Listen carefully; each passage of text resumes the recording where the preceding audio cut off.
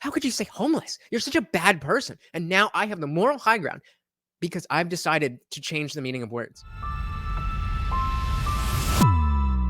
All right, welcome back to the party, everybody. This is Morty, and I am your host, Lunch, aka the Indian Jesus, here to resurrect the second coming of common sense. Hit that like and subscribe, and let's party. So you guys know that I talk non-stop about semantic obfuscation. Some people call it double speak. Some people call it a lot of different things, but it basically refers to the leftist tactic of taking a word and obfuscating the meaning or changing the meaning or doubling up on the meaning so that no matter how you use it, you are always right in the conversation or the argument or whatever. Nazi is a perfect example of this. How Nazi can be somebody who was actually, following Hitler and running concentration camps, or somebody who just happens to disagree with you. And Matt Walsh has a perfect example of this one. So let's check it out. Editing Lunch here, and I'm surprised at how many of you actually make it to the end of the video. So couple shout outs. So congratulations to those of you who got the secret word, which you can get at the end of the show. Shout out to Melted, Mind Media, shout out to Ziggs, and shout out to Indie Film. Also,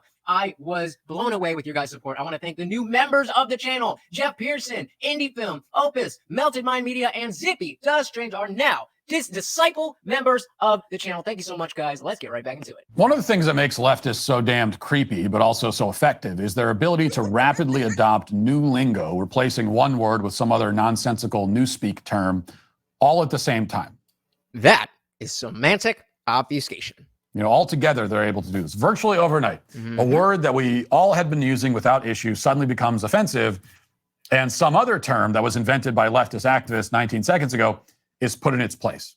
This process can happen so quickly that a word you said openly during breakfast might be a slur by the time you're sitting down for dinner.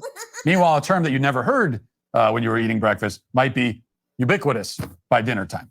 Ubiquitous, at least in the media, pop culture, even if not among normal human beings. And think about how quickly gibberish like Latin X showed up on the scene and was a... Yeah, right. Like, where did that come from?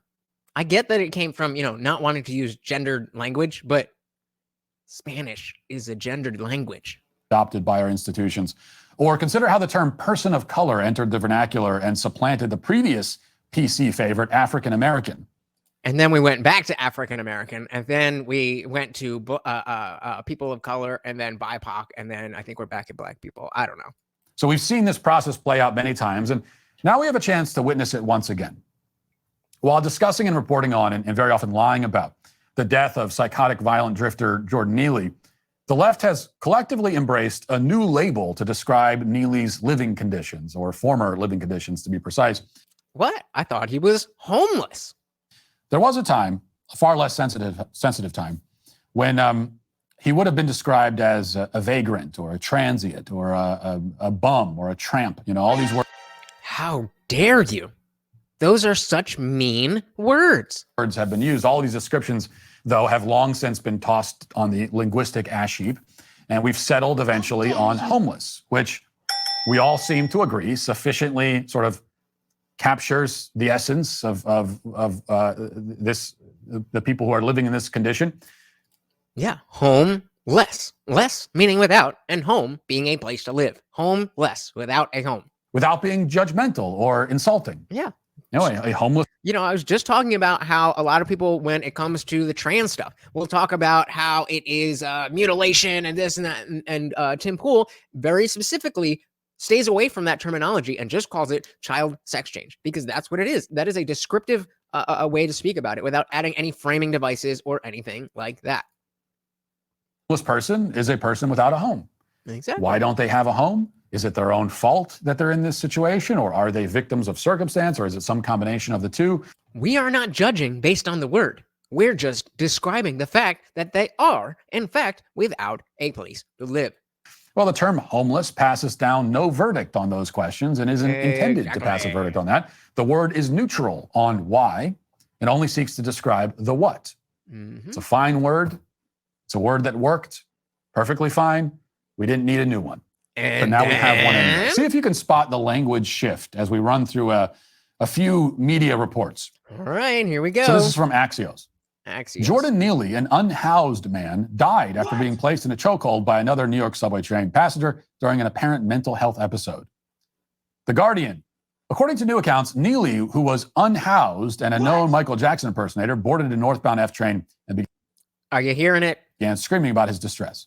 Philadelphia Inquirer, Jordan Neely's death was ruled a homicide after an ex-Marine held him in chokehold on the subway. Now it's sparking discussions on mental health care for the unhoused. What? The Intercept says the NYPD's treatment of a white man who strangled Jordan Neely, an unhoused black man, on the subway is now is not how things usually go down.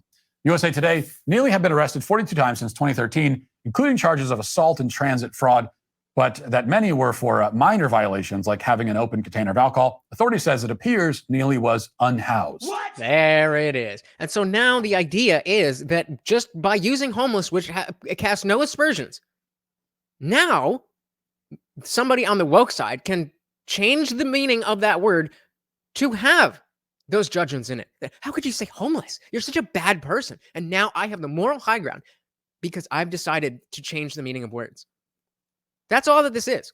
And it happens all over the place. And this is just the latest example. So you probably picked up on it. It's not exactly subtle.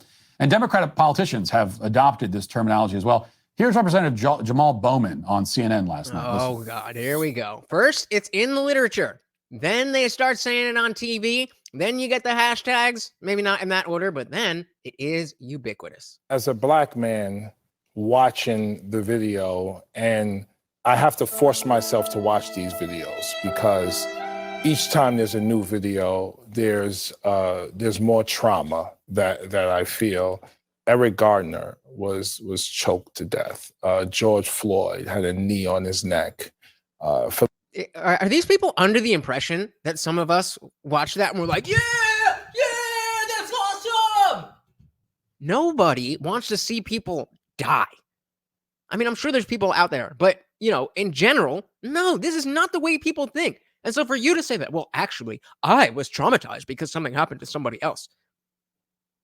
I mean, sure, there's a level of trauma that comes with seeing somebody die on camera, but we all watch the same video, homie. Philando Castile wasn't choked, but he was shot to death on video. You have a point. And now you just... Mr. Neely, and you know, I'm born and raised in New York. I rode the trains my entire life as a Get to the point. All you're doing is listing a bunch of people who died, most of them after committing crimes. child. You often see people who are unhoused have episodes.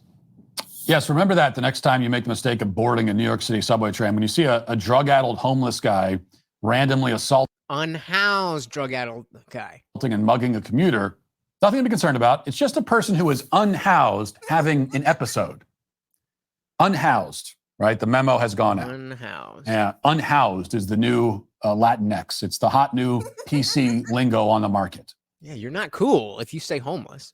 Only unhoused. Unhoused. And you want to get in on the action before it changes again, because yesterday the word was homeless. Today it's unhoused. Tomorrow it's going to be shelter disabled. That's going to be tomorrow. It might be, I don't know, dehoused. Then it will be person of an unhoused persuasion. You go. Then eventually habitation challenged. And they'll realize that all this sounds far too... Habitation challenge. That's the one. That's the one. So you can check out the rest of the video. I mean, you get the point there. What do you guys think about this? Does it make it any more clear when I talk about semantic obfuscation to give you a perfectly apt example like this? And do you see it in other places? Let me know in the comments where you, if you understand this, where have you seen this? What other words have been obfuscated in this way? I'd really like to hear what you guys think about what's happening. Do you see it happening with these words? Let me know in the comments below. Thank you. Thank you. Thank you so much for hanging out with us. Once again, this is Morty, and I have been your host, Lutch, a.k.a. the Indian Jesus, here to resurrect the second coming of common sense. A little treat for you for making it to the end of the video. If you comment Morty's name in the comments below, you may get a shout out in the next video. Until then, guys, we are out of here. Peace.